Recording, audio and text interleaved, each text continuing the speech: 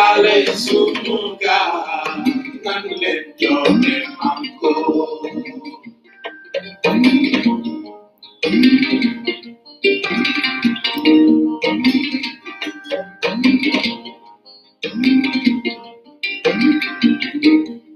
Senegal es un lugar tan lento de manco. Tan lento de manco.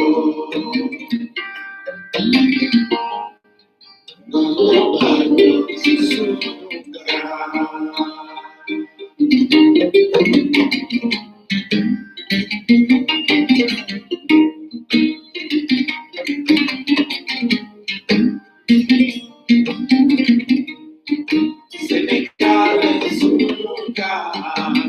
lento de manco.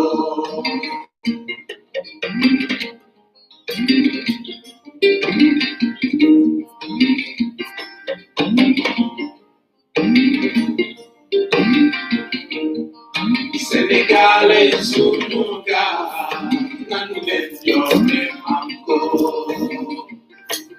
lento de manco.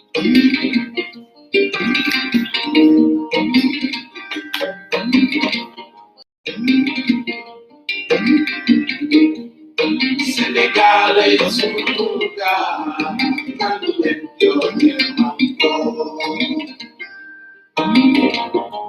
Tan lento de manco.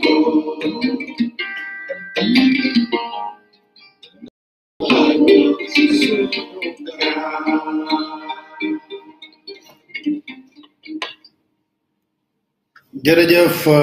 la famille maa ngi nuyu ñëpp cat ba cat ku lim juum jël nuyoo bi teg ko ci loxo la reine mère mu séddale ko wasaare ko famille bi yëpp jox ko lion yi ak lion yi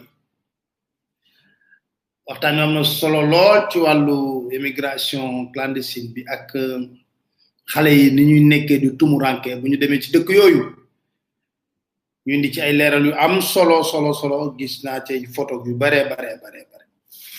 kon la famille mbégte rek lay am saa su ne jàkkaarloog yéen ñu fas yéene nag waxtaanee réewum Sénégal waaye damay tàmbali comme ñoom ñëpp dañu yëddu di ñu déglu di xam lan la ñuy wax may wax ne aljuma def nañ jëf ju ñaawa bu nekkee ne intimidation lañ ci jublu mépris laa leen di tontoo parce que lu sew la def aljuma sama ñaari doom dañoo wàcc école kenn ki 8 ans la am kenn ki 4 ans ñu jëli leen ci oto chauffeur bi jëli leen ñeenti gendarme arrêté auto bi wàcce xale yu ndaw xam nañ sama plaque immatriculation auto wàcce xale yu ndaw ci auto bi ak chauffeur bi ubbi boîte à gants jël chaise yi wëlbati lu ne ñu koy seet aljuma loolu lañu def foogoon nañ ne nag buñ ko defee aljuma rek ma takk rajo yi ratatatat di wax chauffeur bi woo ma wax ma ko mën a ko àndal ak sa sang froid parce que bu nekkee ne dañuy seet dara duñ fa fekk dara lañ dul fekk coto bi ñeenti gendarme laa la wax ñeenti gendarme xam nga man d'accord naa arrêté auto xool ndax yor na carte ndax yor na permis ndax yor na carte grise ndax yor na assurance tout lépp d'accord na mais seen yaram dawul sax bañ koy def ci xale yoo xam ne ñi ngi wàcc école 13h naaj bi tàng nga tekki chaise biñ takk xale bi wàcce ko ci suuf ñeenti at kon bu nekkee ne dañuy jéem a def yooyu mépris parce que dama japp ne nit ñu sew lañ ñu sew ñu tekkiwul dara mako wax tekkiwuñ dara nit ñu sew motax les chiens aboient la caravane passe xam nga aljuma ngeen ko def aljuma ba ngeen ko defé mënon na tak radio wax ko mënon na ko wax samedi mëna ko wax dimanche mais faalewuma len topatowuma len dama ne chauffeur bi jappal sa sang froid rek parce que bu nek ne dañuy wër dara duñ fa fekk dara lañ fa dul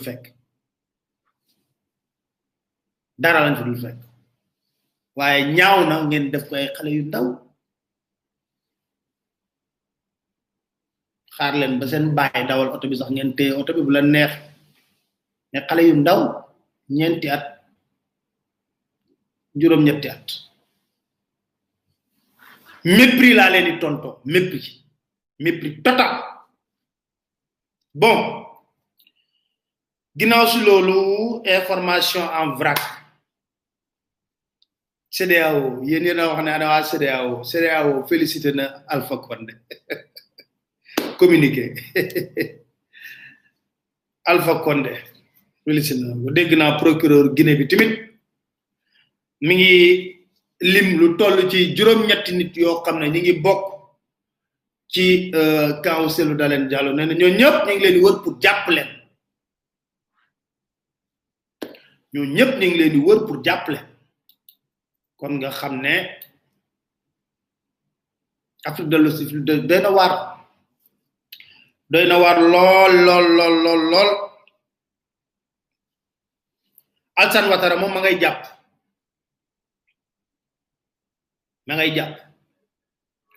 afinge sax japp nañ kon ku nek ñaay yow stratégie terreur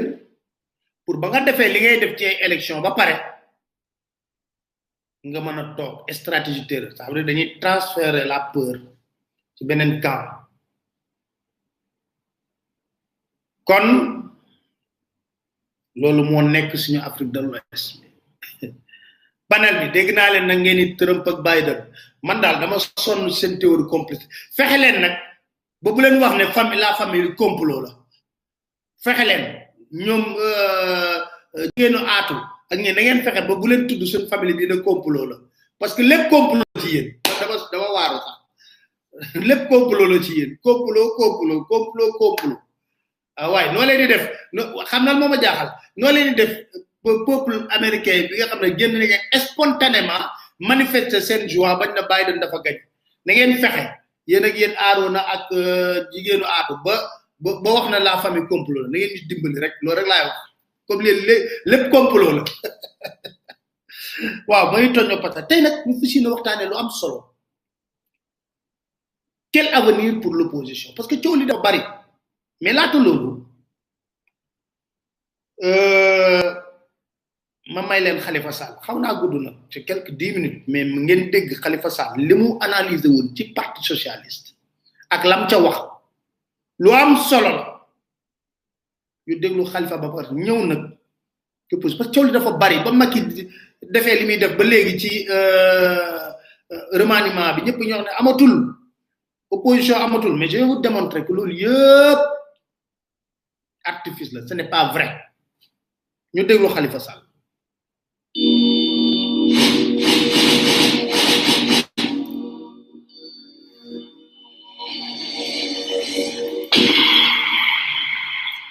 Dakar Matin. Xam nga parti njaboot la ki sos parti bi muy Senghor ni mu ko créé 1948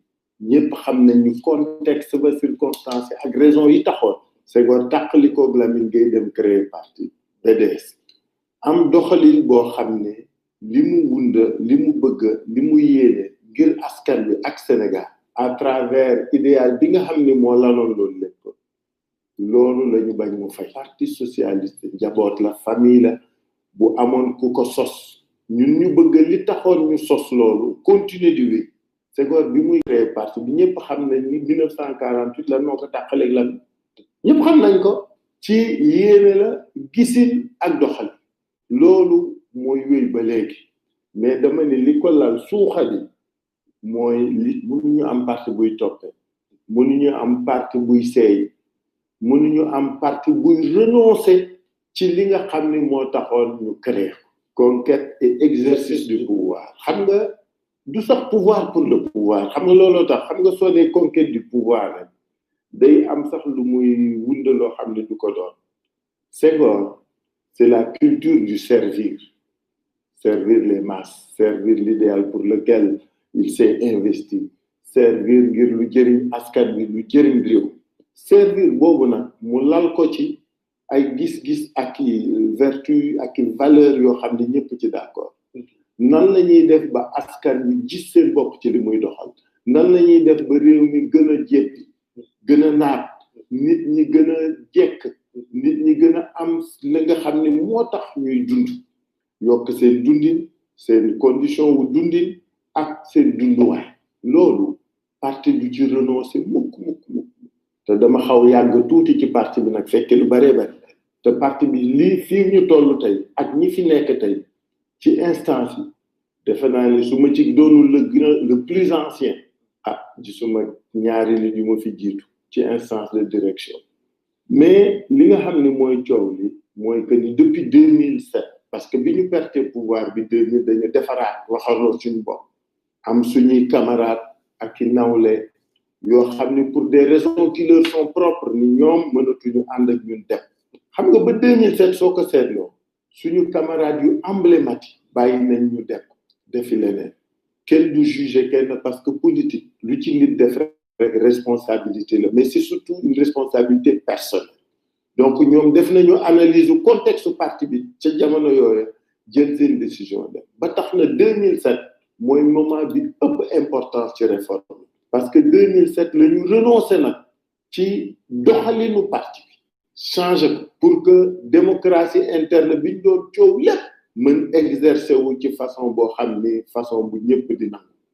mooy bi ñu supprimer centralisme démocratique bi ñu supprimer centralisme démocratique boobu nag la ñu consacrer la démocratisation du parti c'est-à-dire ñu nangu ku nekk di wax sa xalaat ci lu ne ku nekk di doxale ci na nga gisee en respectant les textes et les règles du parti moo tax 2012 xam nga 2012 lu am solo la parce que li ñuy dund lépp 2012 moo indi contexte boo xam ne ñun PS dañu changer attitude bi fi président Wade nekkee bëgguñu woon bokk ak moom pouvoir bëgguñu ko jege dañu jël décision rek de opposition jàng opposition comme na ma doon waxee parce que soo nekkee 40 ans pouvoir perte pouvoir rek bëgg a dellu nguur du xel et puis du responsabilité donc ñu jàng opposition 2012 ñun ñëpp ñu jàppale Macky mu fal mu doon coalition moom mu am neneen nu mu gisee coalition bi la ñëpp bokk ñëpp fekke boobu ci boobu la ñun parti socialiste la ñu amee problème en tout cas ñenn ci ñun parce que ñëpp bokk ñëpp fekke warul wunda ni kenn dootul doon la nga waroon doon ba di renoncer ci ce pourquoi ñu sos la ñu sookeel nga xeex loolu lu am solo la moo tax débat bi parti bi jëkk am 2012 soo fàttali ko même deuxième tour présidentiel am na ay camarades du parti yoo xam ne bi parti bi yépp nee na ñu jàppale Macky dañuy jàppale waat 2012 dama ni deuxième tour bi parti bi ne fii la jëm am na ñu ni fële la ñuy jëm ñu dem président Macky gagné ñooñu kenn xasu leen kenn dàqu leen kenn xalabu leen dañu àndaat liggéey léegi 2012 ba léegi bi ñuy dem législative président Macky ni nañu def liste commune mais ba ñu génnee dañ ne am na ñu ne waruñu def benn liste unique benn bokk yaakaar waaw 2012 ñu débattre ko parce que dañ ne su fekkee def nañu benn liste parti bi dana ñàkk lu bari ci li taxoon Senghor sos parce que coalition ni mu amee ci àdduna bi yëpp ñëpp xam nañ ko ay nit dañuy ànd di doxal mais bala ñoo ànd di doxal dañuy xam kan mooy kan xam ku nekk looy peser xam looy laaj citoyens yi partagé mu am majorité bu dégagé kenn kii ñëw nag woo ñëpp àndal liggéey kër ëllëg du ñu seey du ñu jaawat la ba ñu egsee ci foofu am na ñu ni woon waruñu def liste commune dañu war dem ku nekk demal sa bopp puisque ñun ñëpp ñoo fal président fal nañ ko ku nekk na wuti suñu paree ñu àndaat ak moom liggéey mais boobaa ñu xam kan mooy kan ak kan mooy donc parce que liñ ci doon ale mooy liy excellé lii coow li ci parti bi mooy que ni suñu continuer ni mu demee nii fii ba 2024 fii ba 2024 PS du mënal boppam dara du am liste du doon candidat ci dara parce que 2012 amul liste PS législative 2014 bépp PS bu fa doon maire da nga génn Benno Bokk Yaakaar ñu daanu mbipp nag parce que bi ñu àndeek Benno Bokk Yaakaar dem li local yi 44 maires PS yi ñu am amul ku ci Benno Bokk Yaakaar fal 400 et quelques maires yi ñu ànd ak Benno Bokk Yaakaar pour fal ko PS ñett wala ñeent la ci bàyyi ñu doon bëgg wax département yi aussi 45 départements yi li ci Benno Bokk Yaakaar am ñett la ci PS am maire yi Benno Bokk Yaakaar gañe PS ñett la ci am beneen maire bu fi nekk doon maire doon socialiste da nga génn Benno Bokk Yaakaar mais Benno Bokk Yaakaar bii doon lii ñu parti bi ba ñu gañee les centaines de maires ñetti maire PS lañ leen fa bàyyi département yi ba ñu ànd ak ñoom ñu gañe ñetti département yi ñetti président département la ñu am ma ni soo ko jël toppee laa la ba 2024 PS du am candidat parce que 2014 2016 2017 a ngi ñëw ñu ni ñooy def liste soo paree 2019 ngi ñëw mënoo ànd ak nit ki doon ak moom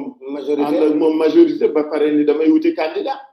c'est kay seey la rek donc 2019 doo am candidat ensuite nga ñëw 2022 liste législative 2024 ngay mën moomaat sa bopp soo nga jéem a mënal sa bopp kan mooy nangu loolu est-ce que loolu moo taxoon Senghor di créer parti socialiste pour que d'ici 2024 on n'existe plus par nous-mêmes ou pour nous-mêmes Wade daf ñu jox ñaari firnde moo fi am benn bi mooy suñu réew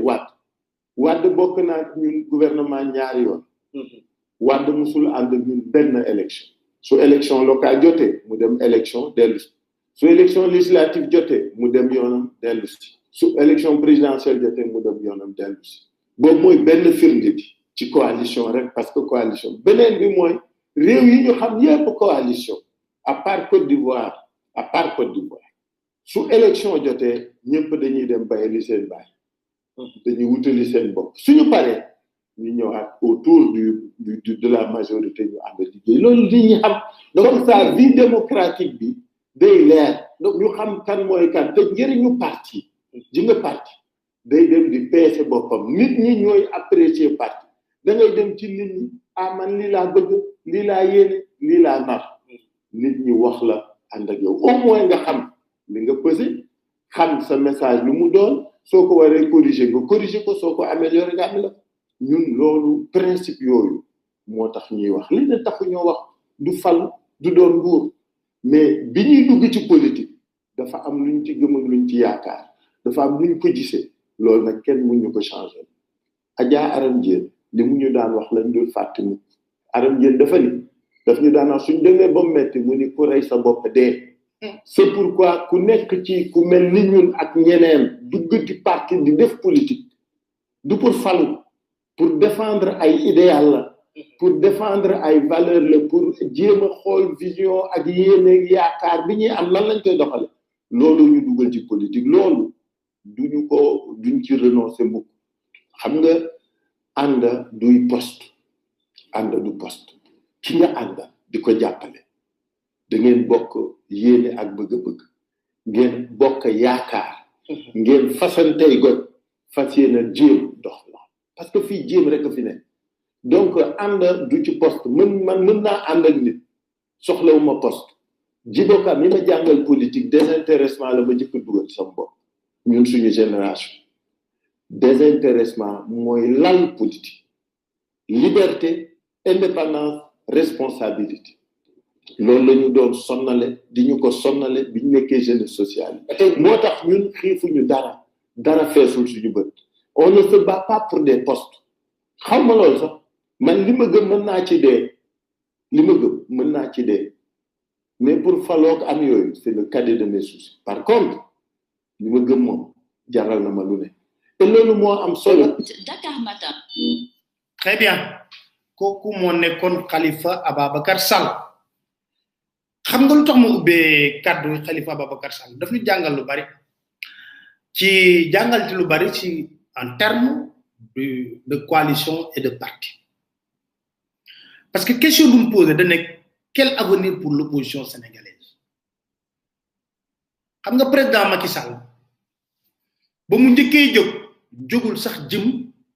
ci opposition bi ñi mu bokk ak allié yi xam nga bu ñuy wax génie Macky Sall politique du benn génie c'est question génie du loolu il réunit toutes les conditions soo xoolee ay alliés la njëkk affaiblir ana parti socialiste tey kan moo mën a wax ne parti socialiste lii lay peser sur l'échiquier politique sénégalais kan moo la ko mën a wax kan moo la mën a wax ne parti socialiste lii lay tekki ci échiquier politique pourtant nag mooy parti bu fi gën a yàgg gën fee mag ci Sénégal ñu ko doon bàkkee tey kenn mënu laa wax ne parti socialiste lii la tekki danga leen di fàtte sax xam nga ñun ñëpp xamoon nañ communiqué bureau politique parti socialiste Macky noot na leen ay alliés laa la wax de te amul jomb ak ruus parce que bul fàtte ne 2014 ndem si yàlla Ousmane Tanor Dieng ba mu nekkee candidat département Mbour Samb mi nekkoon président stade de Mbour la ko sampal Samba gagné Ousmane Tanor Dieng xanaa Macky bu yiwoon sax waroon naa bàyyi na déet comme Ousmane Tanor Dieng mi ngi may woon loyauté bu mat sëkk Mbour moom bu nekkee kii du ma ko xëccu dama leen di nettali gis nga jour bi ko Samb waxee na ko moom moo gagné def na ko da nga ma génneel benn épine du pied parce que à chaque fois su ma doon wax Mbour grand bi dafa doon sonal di wax ma je contrôle Mbour comme yaa ko gagné Mbour nag dootuma waxati loolu dem ci yàlla tan mi ngi ci dëgg maa ngi ci fen mu jóge fa def lan ana AFP kan moom moo wax AFP lii lay tekki fi mu nekk ni kan moo la mën a wax ne AFP lii lay tekki dama leen bëgg a wane leen président Macky Sall du sax opposition bi mais ñi mu allié ci boppam xam nga soo góole ñoom ñoo ci gën parce que Benno Bokk Yaakaar coalition de coalition dafa amoon Benno ak Tanor Benno Siggil Sénégal ak Moustapha Niasse ñoo ñoo ànd ak Macky 2012 ñu créé Benno Bokk Yaakaar n'est-ce pas kon mu nekk coalition de coalition tey AFP kan moo ma mën a wax ne lii la tekki kan moo la ko mën a wax ne voilà AFP lii la tekki lii Khalifa Ababacar Sall wax dëgg la gis nga biir parti socialiste ku ci nekk maire rek 2014 da ngaa génn ñafe ko ci taxawu Ndakaar dama leen di wax ana PIT Ibrahima Sène ngay gis muy kërti ana PIT ana LD tas na ñaar LD bële ak LD dégg naa LD bële sax comme cëralu leen ci remaniement bi dégg naa ñoom Nicolas di kaas man leen kàccat leen ñu ci suñu yoon newu ci comme yéen poste ngeen di xënt ñun waxuñu loolu de suñu yoon newu ci léegi am na LD debout ak LD couché peut-être pour vous dire que Macky ñi mu ànd ak lay njëkk a noot balaa muy xalaat leneen Benno Bokk Yaakaar wax jee ci nekk rek c'est le président Macky Sall qui a besoin de cette forme mais coalition mooy escroquerie politique bu gën a rëy parce que kenn du xam lu nit di peser réellement ça veut dire ñu ne kii tant de maire la am tant de bi lii il pèse ça sur l'échiquier politique soogandoo ñoom ñëpp lang ci oto bi di daw te li ma jaaxal mooy seen coalition bi yëpp élection yu ñu dem yëpp ne Benno Bokk Yaakaar fas beige fi nekk ak couleur marron beige ak photo Macky Sall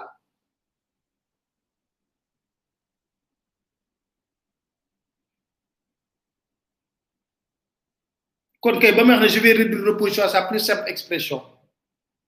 dafa waroon wax ne je vais d'abord réduire mes alliés transformer leen ñoom ñëpp téye Macky Sall foofu la njëkk commencé parti ga dana oui parti on est un grand parti ban élection le parti socialiste ñemee dem am ay propre alliés la njëkk neutraliser te jomb ci bay dem di débaucher ay nitu ñooñu amu ci jomb amu ci rus amu ci jomb amu ci rus saa bu mënee tas parti yooyu tas ko saa bu mënee tas parti yooyu tas ko là où Wade a échoué tas parti socialiste moom il a réussi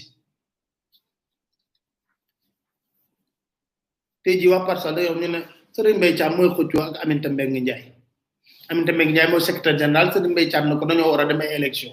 yaa ngi dégg li ngay dégg ñi ngay dégg ñuy wax kañ la bureau politique parti socialiste kañ la gëj a réunir comité central yooyu nga doon dégg ci parti socialiste amatul AFP moom Pagnas nee na amul benn MB amul benn salo duma ci yegg ci saaga yooyu bu yàq sama digganteeg Macky Sall jébbalu kon nga xam ne soo xoolee sur la scène politique c'est de l'escroquerie terme de coalition ba ñuy wax coalition kay xanaa day am ku nekk nga xam li nga tekki muy Benno Bokk Yaakaar bi ngay dégg ñu wax ne la coalition la grande coalition Benno Bokk Yaakaar APR fa nekk ñoo nekk au pouvoir fan la parti socialiste toj fu mu nekk nii fan la AFP toj ñoo war a nekk locomotive bi parce que ñoom ñoo nekkoon ci loolu lay dëgg coalition bi ñuy wax escroquerie politique la wax naa ko léegi dama ciy dellu soit wax leen lu tax ma ne escroquerie politique la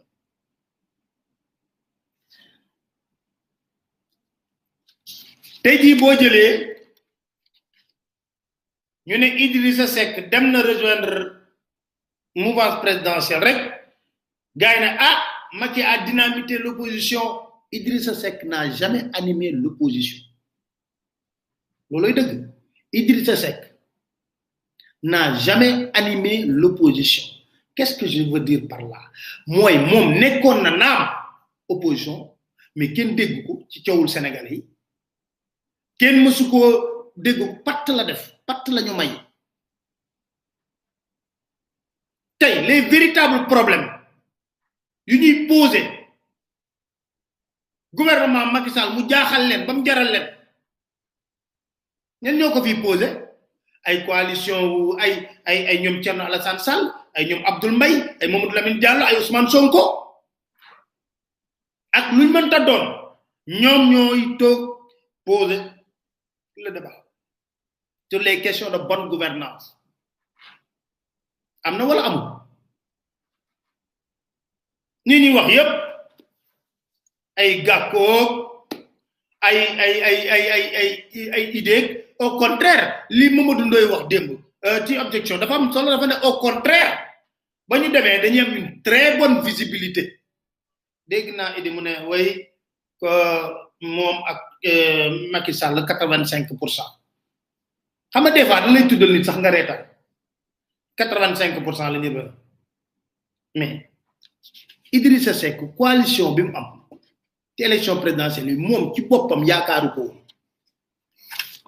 lan moo indi coalition bi ñi recalé ci parrainage bi amuñu woon choix xam nga Pape Diop du dem nekk ci ginnaawu Ousmane Sonko parce que xam nga lu tax parce que dans sa tête day wax ne oui xale bu ndaw bi man ma nekk président assemblée nationale nekk président sénat dinaa ñëw làq dinaa dem ci ginnaaw Sonko du ma ko def bu ko defoon gars yi ne ay Pape Diop mi daal man jaaxal na ma mu dem ci ginnaaw Sonko mi nga xam ne mi ngi doog a def politique du ko def Gakou du ko def Abdoul Mbaye mi nga xam ne dafa xuloo woon ak Idrissa Seck yéen a ngi fàttaliku ba mu nekkee premier ministre Idrissa def sorti ne dëkk bi di dox ndax premier ministre bu ñu am banquier la beneen ministre de l'économie bi Amadou Kane banquier la te banquier dafay nay Abdoul Mbaye tontu ko ne ko man ba may réussir HEC da nga échoué yéen a ngi fàttaliku seen xuloo boobu Abdoul Mbaye dem amuloon choix dem rangé wu ci ginnaaw Sonko ci ginnaaw Idrissa Seck Hadjibou Soumaré day wax ne man ancien premier ministre la duma rangé wu mukk ci ginnaaw Ousmane Sonko ñoom ñëpp loolu la woon Sonko ci boppam xamoon na ne ñoo ñëpp mu gisi woon pourtant ñoo nag liñ ko nettali ci Idrissa Seck bu ko Idrissa Seck xamoon liñ ko wax ci Idrissa Seck yëpp mais xamoon na ne day def wareefam rek ñëw la mais ñooñu du mës a rangé wu ci ginnaaw Ousmane Sonko parce que dañoo jàpp ne wooy c'est un jeune qui vient de débuter pourquoi on doit se ranger derrière lui moo indi coalition boobu nga xam ne Idi moo gën a xam ne ñooñu du seen tay ak ban ak seen neex ak bëgg moo tax ñu ànd ak moom amul ànduñu ak Idrissa Seck parce que dañoo gëm Idrissa Seck wala dañoo ànd ak Idrissa Seck déedéet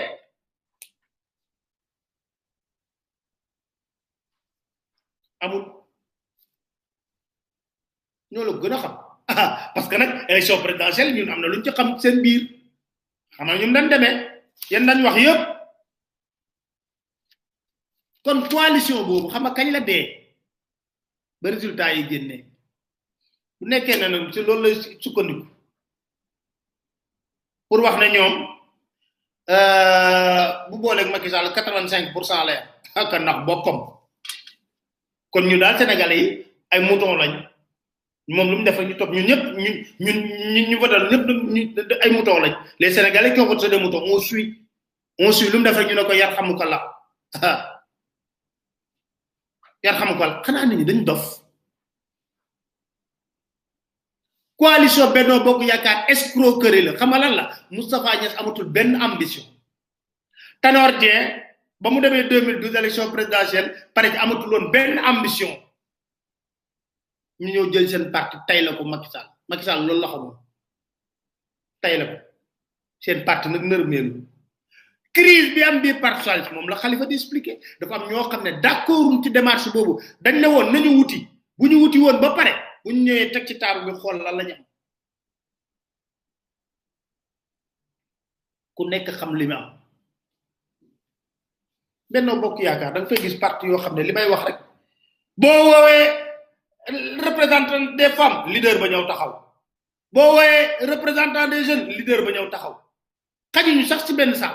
boo woowee représentant des troisième âge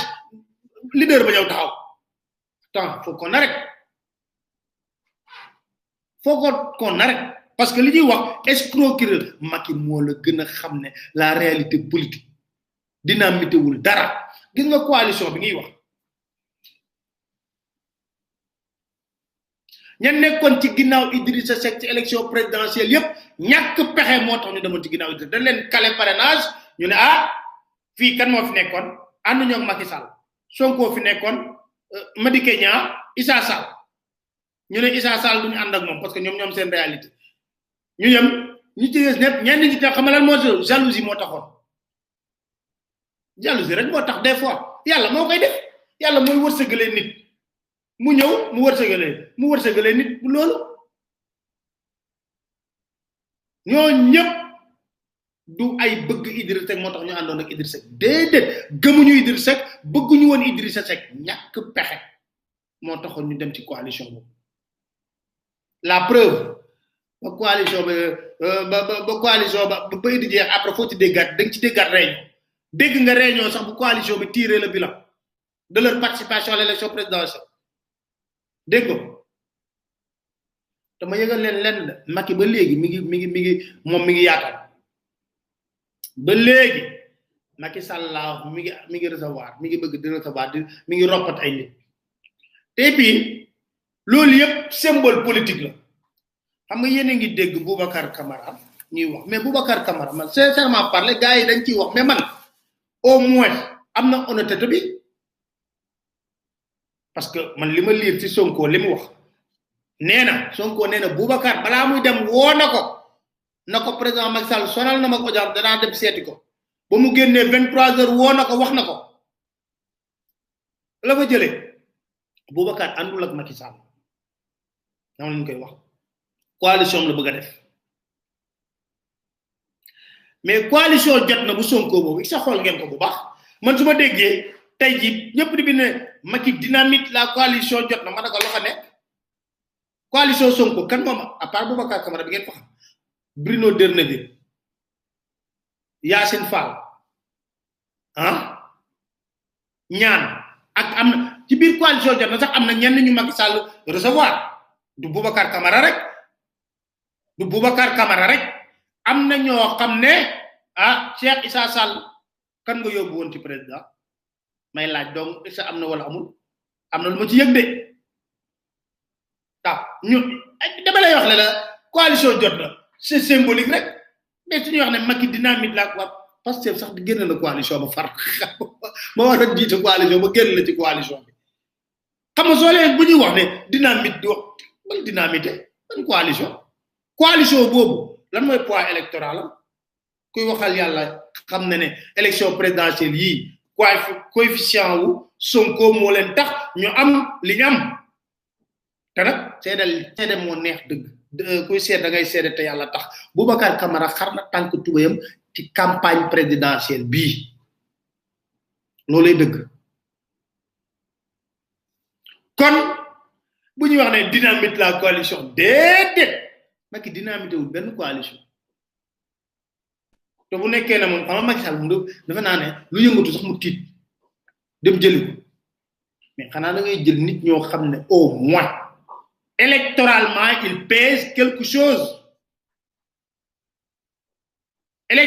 il pèse quelque chose léegi coalition jot na tas na xam nga tas na te li ma jaaxal man coalition jot na communiqué rek laa leen doon dégg man sax après la dégg coalition jot na man foogoon naa ne coalition bi tas na parce que normalement en toute logique lu jaadu mooy parti da ngay dem wuti massifié wu wuti tekki dara loolu laa foog mais coalition bi rek ngay riigu yow fas yéene dundee lan génne ay communiqué lu xew nga génne communiqué man d'accord naa ngeen am benn plateforme boo xam ne da ngeen ciy toog question centrale par exemple ñun dañuy wax par exemple sur le fichier électoral ñu ne l'opposition se réunit pour donner leur position sur l'audit du fichier électoral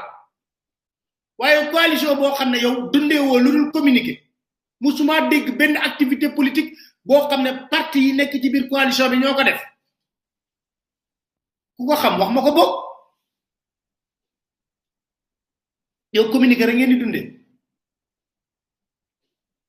dañ waxante dëgg coalition man Pastef laa gis mu def vacances patriote te Sonko loolu lay def ak keneen mais ñi nekk ci biir coalition bi nañu yëngu ñu gis leen Parti socialiste gëj naa leen gis ñu yëngu de Benno Bokk Yaakaar gëj naa leen gis Parti socialiste yu yëngu man sax damay gis waa APR sax ñu kërti des fois génne communiqué secrétariat exécutif xam ñu koy tuddee ñoom mais bëgg nax nit ñi dox ci maay ni yoon waaye notre coalition quelle coalition dafa war a am objectif on crée une coalition électorale day fekk nag ñu jëm ci ay élections yéen laata loolu ngeen wàcc sur le terrain massifié wu ñu xam ne am ngeen lii ci ay nit boo leen ñëwee di toog di négocier nag ñu ñoo ko toog xam nga mais ñëw taxaw benn coalition bu kenn xamul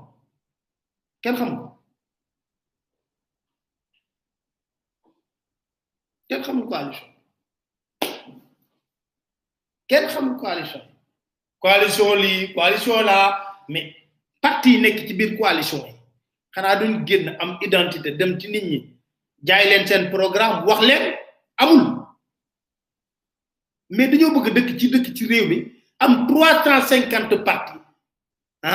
ñenn ñi di wax ne woy coalition benn bokk kenn xamul ñaata parti ci nekk parti yooyu kenn tekkiwu ci dara lu Macky wax mooy amul débat Benno Bokk Yaakaar Macky daf lay ñëwoo yëgal leen mais xanaa nekk ñu des personnes d'égale dignité wala xanaa nekk des personnes d'égale dignité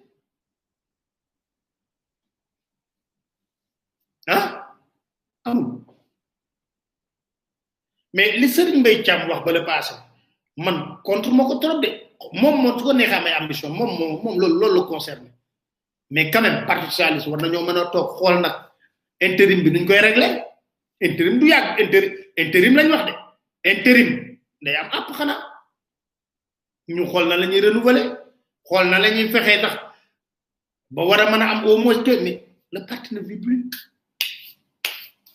le parti ne vit plus AFP même chose boo ñëwee nag coalition beneen coalition électorale bu parti demee wuti hein ba ku nekk massifié tekki dara xanaa boo ñëwee kay ngi amal njariñ sax coalition bi waaye tekki woo dara sa parti tekki woo dara sa turu parti sax gaay xamuñu sa turu parti sax gaay xamuñu turu parti bi laa la wax te turu parti sax gaay xamuñu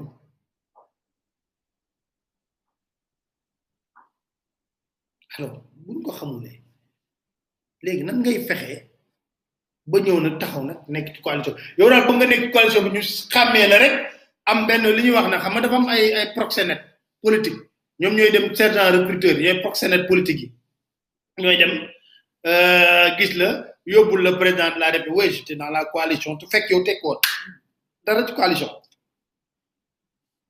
tekk woo dara ci coalition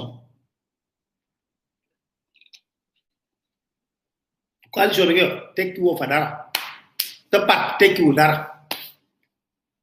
amul tax représentativité ci département yi nekk Sénégal kenn xamul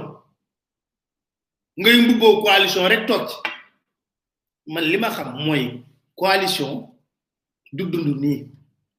bu ñu demee ku nekk da ngay dem wuti sa bopp massifier sa parti boo leen demee ba war a nekk ci ay élection ñu ànd ndoo ñu ne coalition électorale voilà buñ demee ba dafay élection ba pare dafay élection ñu ne dañuy gouverner yow nga xool ne kii nga ànd ak war ngeen mën a bokk choix politique bokk nga au moins bokk ngeen gis-gis am ngeen plateforme politique boo xam ne d'accord ngeen ci ngeen ñëw nag ànd gérer ngeen ànd gérer par exemple coalition Benno Bokk Yaakaar bi am pour moi c'est pas une coalition de gouvernance non coalition c'est do réew mi la Macky Sall mooy décider jël Moustapha Niasse yóbbu ko Assemblée nationale Idrissa Seck doon xëccoo Sénat ak Tanor Dieng mu tas Sénat créé au conseil collectivité territoriale jox ko Tanor Dieng nekk mooy ñoom ñëpp ñu dégg turu président xam nga turu président mu nekkee président la turu président ma ñoom ñëpp président de la république lañ bëggoon doon mais daal nekk nañ président benn élection ngay dégg président ma bëggoon nañ dund ba yàlla jëleen fi ñu tudd turu président am président alors donc il faut que ñu arrêter vraiment cette escroquerie politique Macky n'a pas dynamité l'opposition opposition ñu koy dégg Macky jël na ñi mën a jël te ñooñu ñëpp xamoon nañ amul du secret ñëpp xamoon nañ ne Gakou Idrissa Seck ñoom ak ñanga dañ wax ak kii Macky Sall ñëpp xam ko ñëpp xam nañ ñëpp xamoon nañ xam ma sonn naa leen toog fii wax na leen bëri na ñoo xam ne dañuy wax bëccëg mais guddi ñu ngay raasaatu ak Macky Sall Idrissa Seck moo ñu ko dëggal nee na dialogue bi après mu ne des tête à tête ñim def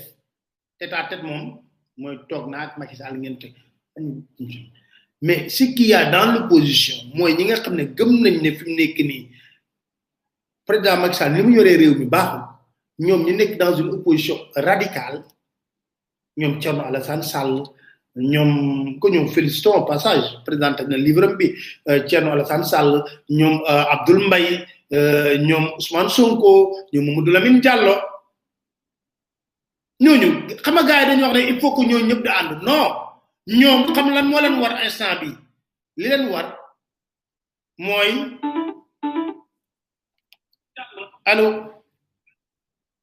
asalaamaaleykum maaleykum salaam Maître Pape Alé. waaw Diop ça va. namoon naa la naa tuuti quoi ñu mën a dugg. ayca dugal wax. dañ la namoon dimanche nag dina la jox kàddu. waaw dimanche nag dama xawoon jagadi tuuti. ah Massa waay yal na la yàlla may wér. moo xoon jagadi tuuti nag. yal na la yàlla may wér. amiin. ba di kontaan rek ci analyse bi nga def wax dëgg yàlla. waaw. gis nga Macky Sall. dafa yab Sénégalais yi. yow mënuñu laa fal. nga war a régler problème mu Sénégalais yi ngay calcul politicien pour noo yàggee ci pouvoir bi ak ay type. li ma gën a metti aussi mooy ñañu wàcc woon ñuy waa PDS mu bëgg leen jëlaat dugal ci gouvernement bi loolu Sénégalais waruñu ko nangu. waaw mais xam nga Sénégalais yi fan lañ koy bañ a nangoo. bàyyi ko moom muy def ay stratégie ba teg jour bu organiser élection Sénégalais woon ko na ko li nga def ni ànduñ ci foofu rek nga ko mën a woon noo ko woon feneen. mais nag bu organiser élection da koy sàcc buñ ko bàyyi mu organiser élection da koy sàcc Macky Sall xam ngeen ne 2019 gañewul élection da koo sàcc. problème bi mooy Sénégalais nañ def pression ci kawam. gis nga opposition bi ñuy wax man moo tax damay presse dama leen di blâmer quoi parce que Macky Sall boo gisee titre presse bi tey Macky Sall tas na coalition yi mais c'est pas vrai tasul benn coalition ñi waroon mais coalition sax moo fi amul. voilà c'est ça. coalition sax moo fi amul. y a pas de coalition. parce que coalition yoo xam ne ñoom après élection yi kenn déggatu leen ci lenn lu dul communiquer. voilà mais ku nekk da nga war a dem wuti ji liggéeyal sa parti ba mu dox. loolu mooy yoon. voilà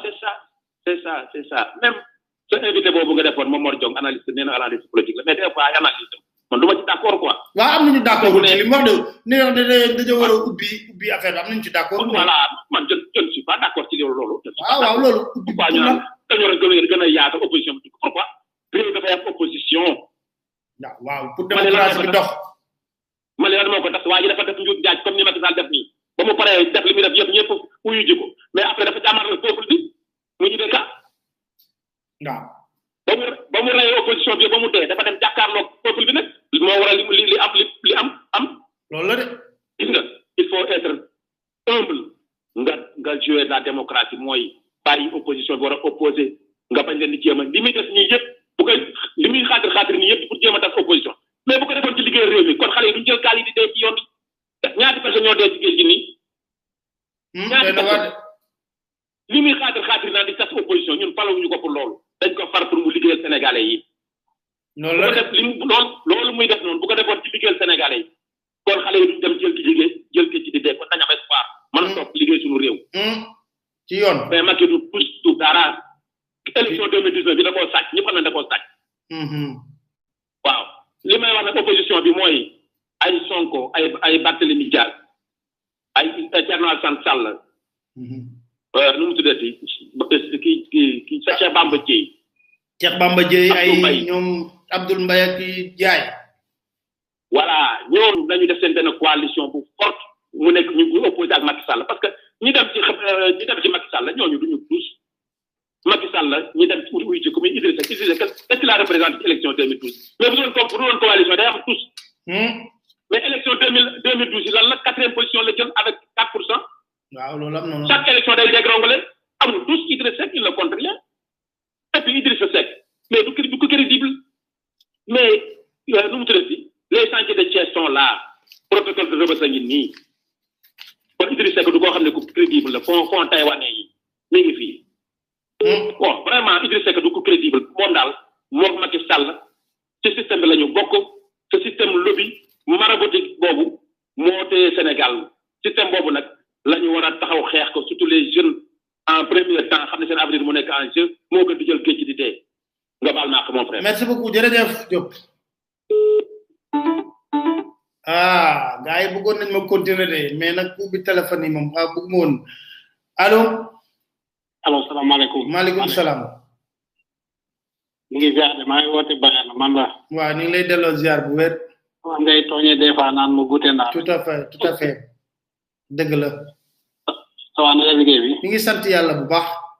waaw man daal dama xool Sénégal bi si yàgg mais daal Sénégal daal doy na waar daal man dama ne daal politique daal boo xoolee ba ci biir daal ñi ci gore daal bëriwul daal. ndax wax règle lu ne fang ba si yàgg xëyaat kenn si dafay yokk. doy na waar de. parce que boo xoolee instant yi ni man damaa xaw a ci réew mi fi mu jëm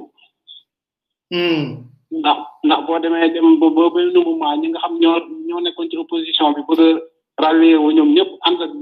benn nguur gi bu boobaa man damay gis ni ñi ngi commencé jaay Sénégalais quoi ndax réew mu gis dafa war a opposant bu dëgër boo xamante ni bu gouvernement bi ñi nekk ci nguur gi bu ñu tourné seen bu boobaa nañ am lu ñuy tiit mais nag beneen côté bi li ma bëgg a sànni ci mbir mi daal mooy affaire immigration bi ñi jël gaal yaakaar naa ne li ñu daj ci gaal gi buñ ko dajee ci wàcc ci le terrain jëmale ko ci nguur gi li ñu bëgg ci suñu réew mi dañ ko am waaw inshallah jërëjëf merci beaucoup waaw loolu laa amoon lu ma si sànni la jërëjëf ayca gars yi nee na ñu bàyyi gars yi woote gars yi ne ñu bàyyi ma développé tuuti waay parce que bon maa ngi tolloon fan tamit ci coalition yi waaw coalition yi ñu wax ay bon il faut que les gens soient bon xam nga gars yi dañuy wax ne bàyyi leen bon gars yi ku woote tamit xam nga dafa teggiwul nit woote tamit nga ñàkkee ko kers wala yooyu koy bàyyi mu wax lu dëgg parce que tamit loolu c'est important aussi mu wax xalaatam mi ngi wax maa ngi woon ci coalition yi dama ne lii ful ci parti mooy boo demee ci coalition électorale ba pare ba génn ci lii ful mooy nga dem xool tey ji nga foog ne pour nga gagner réew mi doo dem wër département yi implanté fa sa parti buñ ne département Sénégal yi au moins nga xam benn répondant boo xam ne moom nga mën a wax ak mais da ngay bokk ci su coalition yi rek toog Ndakaaru fii ci clim yi ñu lay upp ngay wax ne woy communiquer woy nous attends et puis dama ne Idrissa Seck def na choix bàyyi leen ko choix sincèrement parle fu dëgg neex yàlla man de loolu laa mën a bàyyi leen ko def chaque choix mu dem assumer ak choix du dëgg ku choisir leneen nekk ci leneen du dëgg xam nga fii lañ toog soo koy wax fii ñi nga xam ne seen bopp yi defe naa lu ñuy dégg duñu dégg wax boo waxee Sonko rek ñu ne dafa ànd ak Sonko mais attends vraiment on n'a pas d'explication de justification à fournir à personne muy leer ci boppu ñëpp mais dama ne Sonko ba mu ñëwee fi def opposition radicale ñu ne way Sonko opposition radicale mais waaye léegi ñu dem dil ak Macky Sall nag da ngeen koy nangu ñu dem dil ak Macky Sall nag yéen ngeen nangu nit dil ak Macky Sall nekk bi kenn ki ne man ànduma ak loolu defuma loolu damay taxaw ànduma ak ñoo nga ne non kooku bu ko wax loolu yow bu wax ko wax waroo ko wax loolu tax ma ne gaay bu kenn dox seen mind di leen jéem a wax ne leen wëy bu kenn dox seen bopp di wax wëy def ku nekk da ngay assumer li nga bëgg assumer ci fulla ci fayda la ak fit bu mat sëg jàkkaarloo di leen wax dëgg fii laa leen toogoon fii mën a leen ba keroog histoire di joxaat leneen Sonko 15,7% la am ci élection présidentielle bu man maa ko wote du mën ma ko jox sénégalais yeeg ko jox sénégalais yi ñoo ko jox tey wax ji li muy rëy yëpp ay Macky Sall bu ne woon bu juboo woon ak Sonko ma am Sonko ma ñàkk sama ndey kon mermos toj laa la wax Marème kaay Sonko ñëw na loolu de président moom loolu abo dañuy wax rek Sonko moo ko gënal Idrissa lu leer laa la wax mais réel politique moo demee noonu mais liy dëgg daal mooy coalition yi ñu ñuy bëgg a gëmloo tekkiwuñ dara parce que coalition da nga ma fay génnal parti yi am doole ñu taxaw ñi ngay wax ñëpp ñal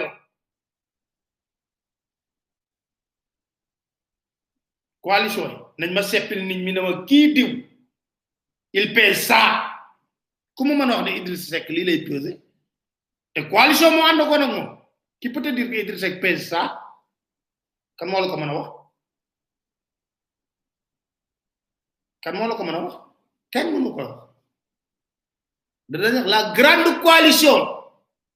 Pape Diop lu mu indi ak ñeneen ak ñeneen ak ñeneen ak ñeneen ñaata la indi ci biir coalition da nga ko mën a xayma mënu ko xayma c'est le flou total tey jii soo xoolee le champ politique c'est un flou artistique Benno Bokk Yaakaar ñaatal parti lañ kenn xamul ñaata am na ci biir Benno Bokk Yaakaar sax coalition lan des non xawma parti non coalisé def naa am na ci Bassirou Sarr moo remplacé El Hadji Diouf parti non je sais même plus donc l'histoire de ay bi l'opposition xam nga lan mooy opposition mooy ñan mooy ñi taxaw di wax ci réew mi ñu leen di dégg au moins am beneen son de cloche sénégalais yi di leen dégg mais opposition boo xam ne patt la ñuy maye guddi ñu nekk ci ruubeeg dil rek lañ fi nekkee mais ñooñu man jàppee wu ma leen opposition au moins sax sénégalais yi ñu gis ne am yaakaar ne kii da ndeysaan li mu wax de xet mën na ko nangu waaye koo xam ne doo leen dégg doo leen tëb mais bàyyi leen ñeneen ñi nga xam ne ñu ngi génn problème yu am yépp gis nañ fi ñoom Thierno Alassane ñoom Abdoul Mbaye génn communiqué wax gis nañ ay Thierno Alassane di dem barki Dembo Ndiaye dem na Fuuta Sonko moom waxaale wu ma ko sóoraale wu ma ko parce que comme dañuy wax de Sonko la ñu tudd dañu Sonko moom yéen a ngi koy gis bu baax a baax mu taxawaayu na moom buggul dara lu jëm ci Macky Sall dafa fas yéene jàkkaarloog moom gëmu alors ñu wax tas beneen mbir bi gaay te foofu laay jeexale nañ def ndànk torop ci mer ngemb yi xam nga Macky Sall dàq na ay nitam dàq na ñu baree bari ci biir gouvernement bi ñooñu nag mënuñu leen dàq rek tey ji ñoom virginité politique bu bees tàq mënta nekk la famille damay attirer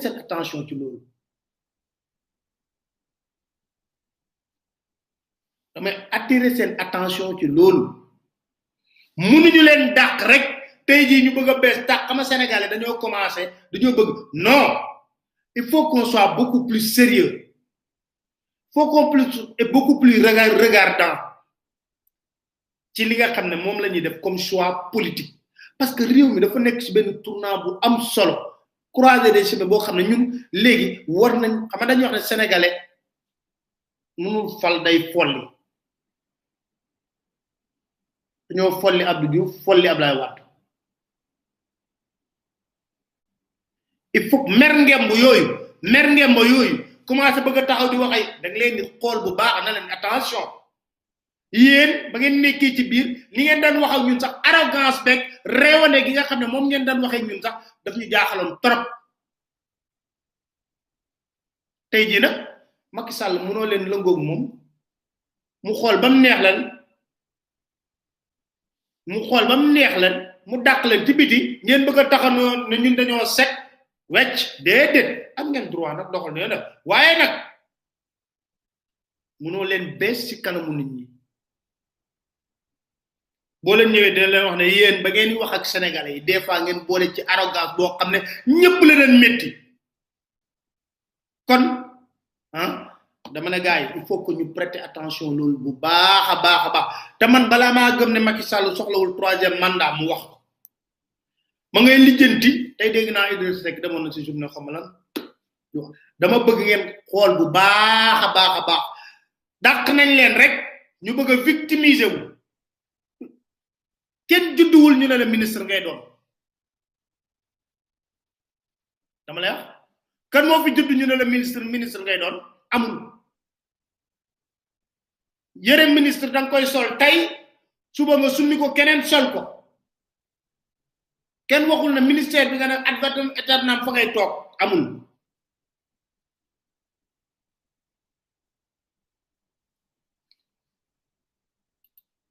xam nga dafa am loo xam ne moom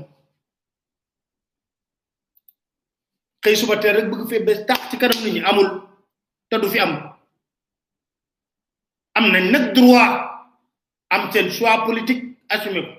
dégg naa ñenn ñi ne duñ mësa wax lu bon Macky Sall manako boko waxé lu bon Macky Sall mom mu defante ak yeen muy ben ñaarel bi timit lo leen wax Macky Sall genn wal gi yeen ko bok dossier bo leen gennel Macky Sall yeen ci takrib yeen ci takrib dossier bo leen genné pétrole dégg ngeen Alé Ngouille Ndiaye li ci Thierno Alassane Sall wax ci Petro-Tim hein donc il faut que les gens soient très très très vigilants de xippi di xol bu baaxa baax mer ngemb mo wara jeex ci réew mi mer ngemb rek ñu top la ëlëg ak cibit nga lak tay tubab lak tay ki ñoo jakkalok sénégalais fekk demb ak barki demb dem nga fi lu na weng wax nga ak sénégalais ci ton bo xamné metti na xolu sénégalais metti na xolu sénégalais kon damay wax né je j'attire l'attention la famille xam nga yeen vous êtes très très très vigilant ay Ibra Thiaw yi ay Jaga Diop hein ay Cheikh Silla ay Arona dama wax da leen wax fi légui hein il faut que ñooñu vari préparer leen ci lu bare fi kenn fu bessan mer ngeen mu taxaw fi de ngay dégg lo non arrogance bi ngeen ba ngeen nekk ci nguur arrogance bi ngeen dañ waxe ak ñun ñuy wax na wa mais qu'est-ce qui se passe arrogance bi ngeen ni doon waxe ak ñun ak ni ngeen den defé ak ñun faté wuñ ko té duñ ko faté mer ngem kon gaay ma leen di sant di leen gërëm xaaral ma jox leen tuuti générique bien Dakar Matin. Nul ne peut faire 2 mandats consécutifs, la constitution est claire, donc il n'y a pas de débat en la matière. Mandat bi yobu ko juroom ñaar ni ko juroomi at te kenn dootu ko laal mi ngi ci biir donc amul 3e mandat amul dara ndaxte ca wàññi ba ñuy wàññi pour xam ndax ñaari mandat yi am na bii muy def nii ci la bokk donc loolu dama bëgg sénégalais def ko bu baax amul risque 3e mandat wàññi bi bii bokk na ci ñaareel su muy diir mooy mak bu mu boo ko waxee ma ci dàq la de wax pare loolu war nañ ko def bu baax Dakar Matin. bu fi toogati ñaari mandat kese nga bëgg a def dugul ci toog nga xam ne da ngay xëy suba ne man dama bëgg 3e mandat modifié mu ne loolu dañ koy verrouiller ci constitution bi def ko clause boo xam ne kenn dootu fi in abadan kenn dootu ko fi mën a changer loolu mooy li président gëm Dakar Matin. Je me rends compte que les gens ne lisent pas les textes. Si les gens continuent à dire qu'il est possible que le président fasse son 3e mandat, je dis peut-être qu'on n'a pas lu l'article 27. Et notamment l'article 27 qui dit très clairement nul ne peut exercer plus de 2 mandats. Le projet de révision de la Constitution est très clair. Nul ne peut faire plus de 2 mandats consécutifs. Nul.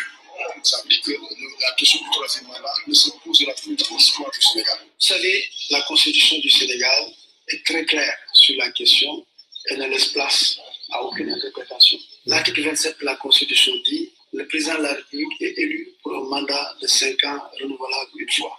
Nul ne peut exercer plus de 2 mandats consécutifs. Je vais répéter la phrase. Nul ne peut exercer plus de 2 mandats consécutifs. Je vais répéter la phrase une 3e fois.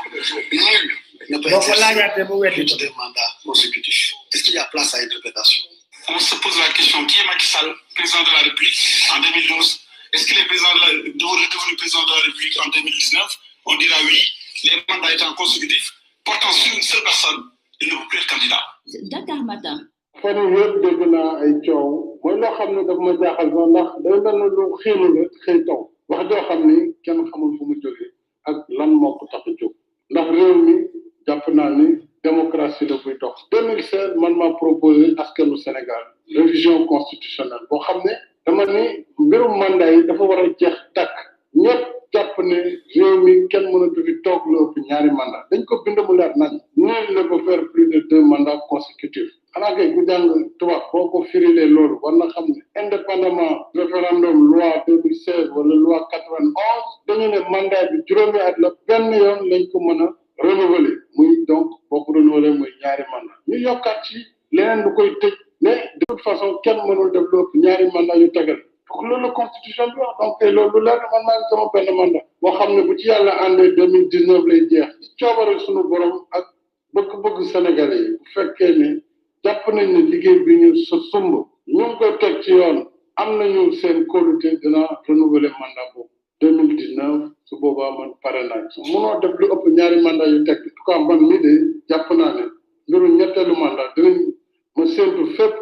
ba mu def si mbir moom loolu dama bëgg ñu wax mu leer te mu yem fi mu yem fii ci ñun kon ay juriste ak yooyu yëpp di wax suñu yoon newu ci ñun daal borom xew mi wax na li muy xew moom nag lay interpeller teel sa gendarme yooyu xaw ma gendarme la xam teel ñooñu lu leer laa la wax intimidation yëngulu ma sax lu leer laa leen wax kon parce que xam nga ñoom moom moo la ko gën a xam 2008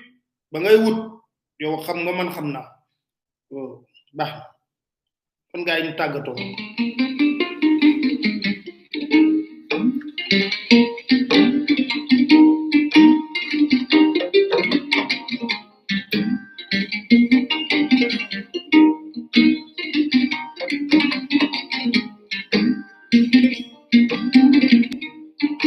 Senegal es un lugar donde yo me mango.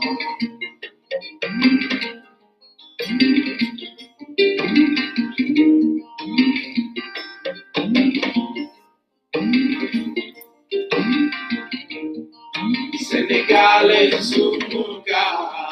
donde yo me mango.